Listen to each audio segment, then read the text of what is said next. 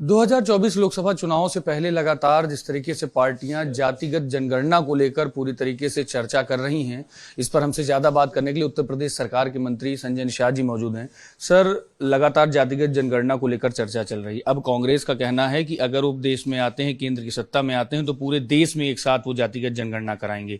अभी विधानसभा चुनाव जिन राज्यों में हो रहे हैं वहां पर भी वो वादे कर रहे हैं कि जहां पर भी वो जीतेंगे जातिगत जनगणना कराएंगे। एक बड़ा मुद्दा बन गया। आप लोगों ने इस मुद्दे को पहले ही उठाया था, लेकिन अब विपक्ष ने उस मुद्दे को उठा लिया, तो अब किस तरीके से इन चीजों को पार पाएंगे आप लोग? लेकिन वो धोखेबाज लोग हैं, ये उसमें नहीं जोड़ रहे हैं कि कौन सी जाति ओबीसी में, कौन एससी में है, कौन एसटी में है, कौन विमुक्ति जनजाति में है। कहाँ गिनेंगे? ऐसे सबको ओबीसी में गिनेंगे। जिन जो जातियां 1931 में आरबी रसेल, हीरा लाल और विलियम कुक की रिपोर्ट के अनुसार, क्योंकि who are leatherman, who are milkman, who are fisherman, washerman, उसने सबके समूह में, गिनती समूह में होती थी, केवल अनुसूचित जात अनुसूचित जनजाति की होती थी। और ये जो है 1931 में गिनती हुई मछुआरे, फिशरमैन, लेदरमैन, वाशरमैन। 41 में हुई, 51 में हुई, 1961 में हुई, 1971 में हुई, 1981, 91 तक। अगर ये 50 साल तक ये जातियां अनुसूचित जात में गिनी जाती रही, तो कौन से आयोग ने रिपोर्ट दे दिया कि ये जातियां ओबीसी में गिनी जाएंगी? कौन से ऐसे? भाई संविधान कहता है एससी हैं, आज राष्ट्रपति का नोटिफिकेशन सेक्शन में 1961 कहता है एससी है। आज के दिन में registrar general of census of India ने लिख के दे दिया कि वटमल्ला एससी में है, वो मतलब मझवार नाम से अनुसूचित जात में। तो ये इनका जो अनुसूचित जाति जो है, ये एक तरीके से संवैधानिक सुरक्षा, संवैधानिक मतलब राजनीतिक सुरक्षा है। लोकसभा सुरक्षित है, विधानसभा सुरक्षित है, विधान परिषद सुरक्षित है, विधान हमारे प्रधान से लेकर और हर जगह जहां भी राजनीतिक चुनाव होते हैं लोकतंत्र में, वो भी सुरक्षित है। उनकी सीटें सुरक्षित हैं और उनकी नौकरी सुरक्षित है, जमीन, मान सम्मान, स्वाभिमान, रोटी कपड़ा मकान सुरक्षित है। तो इनके जो अनुसूचित में 1991 तक तो सुरक्षित थे। ये लोकसभा लड़ते थे, रामचरित्र जी देखिए मछली शहर में लड़ते। ये संवैधानिक सुरक्षा छीनना, मतलब राजनीतिक सुरक्षा छीन कर इन लोगों, इन जातियों के साथ धोखा किया।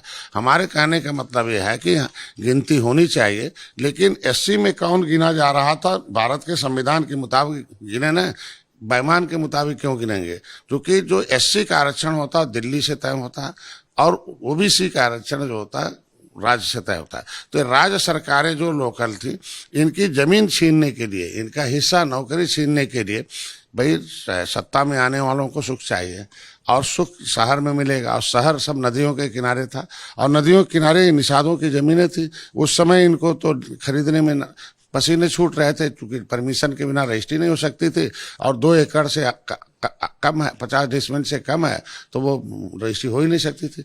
ये जमीन छीन कर महल बना लें, नौकरी छीन कर बड़े हो जाएं, इनका आरक्षण छीन कर खुद ही नेता बन जाए, उसके लिए ये लोग इनको धोखे से छीनकर, षड्यंत्र से छीनकर इनको ओबीसी में डालकर उनके नामों को, पुकारू नामों को, तुरैहा तो अनुसूचित में भी है, तुरैहा पिछड़ी में भी है। अब तुरैहा की जमीन छीननी हो तो पिछड़ी में डाल दिया, पिछड़ी के नाम पर कहा नहीं पिछड़ी है जबरदस्ती। बाप का बना हुआ बेटे का नहीं बनाते। मझवार के नाम से 91 तक होता। आप ये सब चीजें बता तो रहे हैं कि जैसे कि सारी चीजें हो रही हैं, तो इनको किस तरीके से आप जनता के बीच में पहुंचाएंगे? क्योंकि अगर विपक्षी खास तौर पर बात हो तो पूरी तरीके से, चाहे समाजवादी पार्टी हो, कांग्रेस हो, वो जनता के बीच में जाके लगातार कह रहे हैं कि हम जनगणना कराएंगे, जनगणना कराएंगे। आप लोग ऐसा क्या करने जा रहे हैं जिससे कि इन बातों को जो आप मीडिया के द्वारा बता रहे हैं उसको जनता के बीच में भी ले जा सके? किस तरीके से?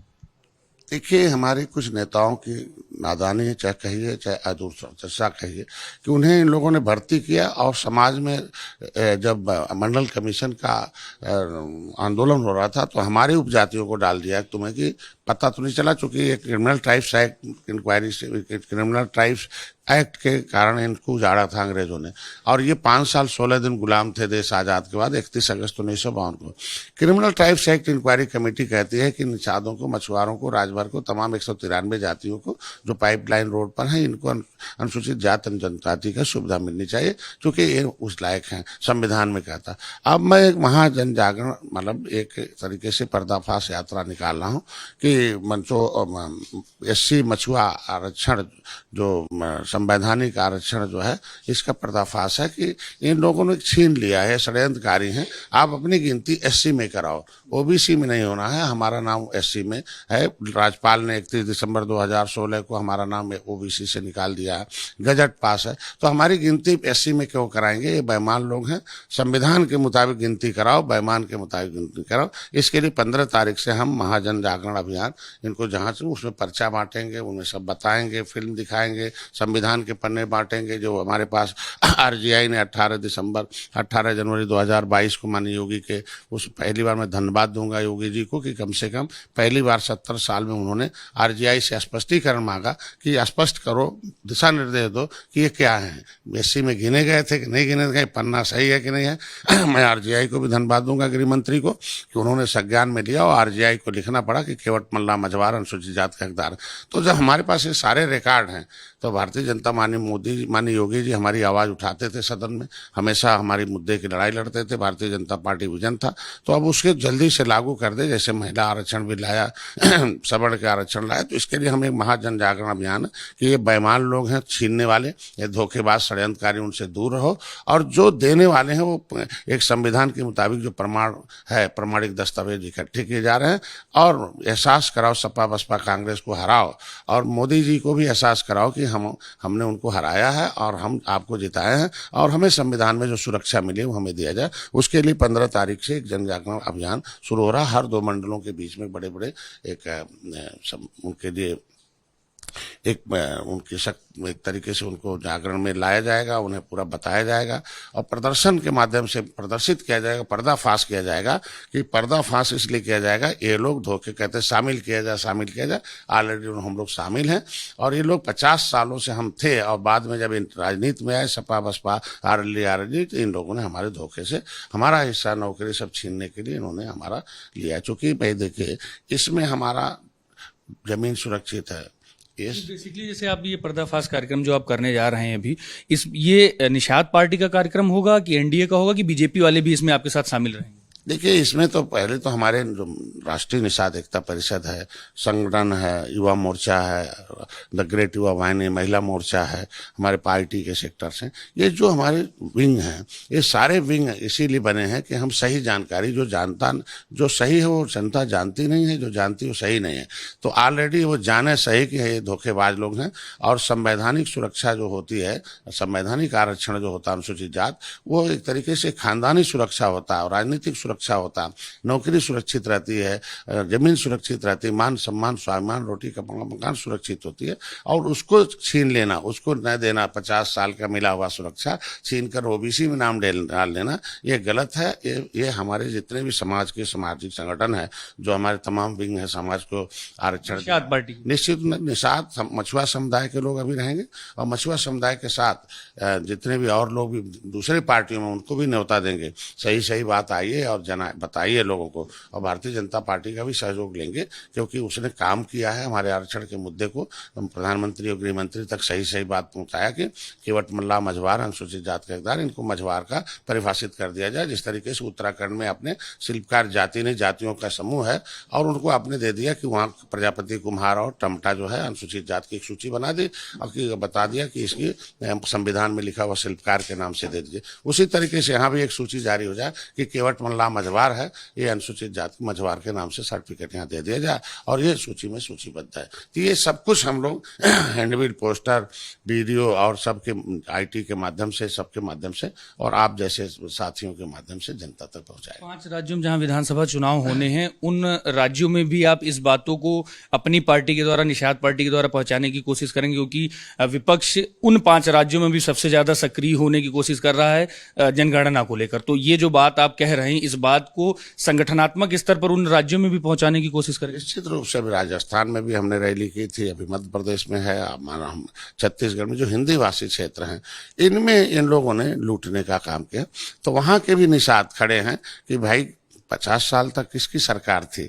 50 साल तो कांग्रेस की सरकार रही। तो इसके मतलब हमारा आरक्षण ये धोखेबाज और षड्यंत्रकारी है आरक्षण छीन कर। अब भाई मध्य प्रदेश में मैं पर माझी रहेगा, एन लग जाएगा तो नहीं मिलेगा, माझी को मिलेगा MAJHI, और MANJHI रहेगा तो नहीं मिलेगा। तो ये तरीके की विसंगति। तो 50 साल तक हमें अनुसूचित जात अनुसूचित जनजाति में सुरक्षा था, तो ये हमारा सुरक्षा हमारा हिस्सा छीनने वाले लोग हैं, इसलिए इनको हटाया जाए। और मोदी जी इस पे पहल कर रहे हैं, जिस तरीके से अपर कास्ट ने संदेश दिया कि हमने SC और मतलब सपा बसपा कांग्रेस RLD RJD को हराया है और आपको जिताया है, तो एहसास हुआ मोदी जी को, तो अपर कास्ट का आरक्षण दे दिया। महिलाओं ने भी एहसास करा कि हाथी साइकिल पंजा RJD RLD के विरोध में वोट डाला और मोदी जी को 16% अधिक वोट देकर जिताया। और महिलाओं का तो आप भी एक मुश्त वोट देकर उन्हें हराओ और मोदी को एहसास करा, मोदी जी को, कि जिससे हमारा संविधान में मिला हुआ आरक्षण विसंगति दूर हो जाए दिया। तो इसलिए हर राज्यों में निषाद पार्टी के कार्यकर्ता भारतीय जनता पार्टी के साथ खड़े हैं और वोट डलवाएंगे। अंतिम सवाल है, मंत्रिमंडल विस्तार की चर्चा फिर से तेज हो गई है। कहा जा रहा है कि नवरात्र में फिर से मंत्रिमंडल विस्तार हो सकता है, जिसमें जो है वो ओम प्रकाश राजभर जी की बात की जाए, वो है दारा सिंह जी का नाम, इन सब का नाम काफी तेजी से चल रहा है। आपको क्या लगता है कि अभी किस तरह की स्थितियां हैं, मंत्रिमंडल विस्तार को किस तरीके से आप देखते हैं? अभी सर ये तो शीर्ष नेतृत्व का काम है, NDA के बड़े भाई भारतीय जनता पार्टी। राजभर जी से आपके कभी ऐसा रहा है कि वह मतलब कभी अनबन रही है बीच में, तो अब आपके साथ होंगे? अभी दूसरे पाले में बैठते थे, अभी साथ बैठेंगे, मंत्री की तौर पर बैठेंगे विधानसभा, या जो भी पद मिलेगा उसके हिसाब से बैठेंगे? किस तरीके से आगे काम चलेगा? और मेरे बड़े भाई हैं, जब विचारधारा के साथ थे भाजपा के तो मंत्रिमंडल में थे, और विचारधारा बदल दिए, दूसरे के साथ हो गए तो बाहर थे। अगर फिर हमारे NDA की विचारधारा से सहमत आए हैं तो स्वागत तो हम लोगों ने किया है। अगर जगह मिलती है तो हम भाई हैं, अच्छा रहेगा, हम तो पहले बधाई देने के लिए तैयार हैं। और शीर्ष नेतृत्व का काम है कि कब विस्तार करेगा कब नहीं करेगा। बिल्कुल, बहुत बहुत धन्यवाद भारत एक्सप्रेस से बात करने के लिए। ये थे संजय निषाद जी, जिनका साफ तौर पर कहना था कि जिस तरीके से जातिगत जनगणना को लेकर पूरे देश में राजनीति हो रही है, निषाद पार्टी अपने स्तर से पूरे उत्तर प्रदेश में, साथ ही साथ जिन 5 राज्यों में, खासतौर पर हिंदी भाषी राज्यों में जहां जहां पर विधानसभा चुनाव होने वाले हैं, वहां पर पर्दाफाश जन जागरण कार्यक्रम करने का काम निषाद पार्टी करेगी और लोगों को जागरूक करेगी किस तरीके से विपक्ष की ही पार्टियों में सत्ता में रहकर जो जातिगत जनगणना के नाम पर लोगों को ठगा, उनके साथ धोखा किया, उसके लिए जागरूक करेगी। कैमरामैन सरेन पाठक के साथ मैं विक्रम सिंह राठौर, भारत एक्सप्रेस, लखनऊ।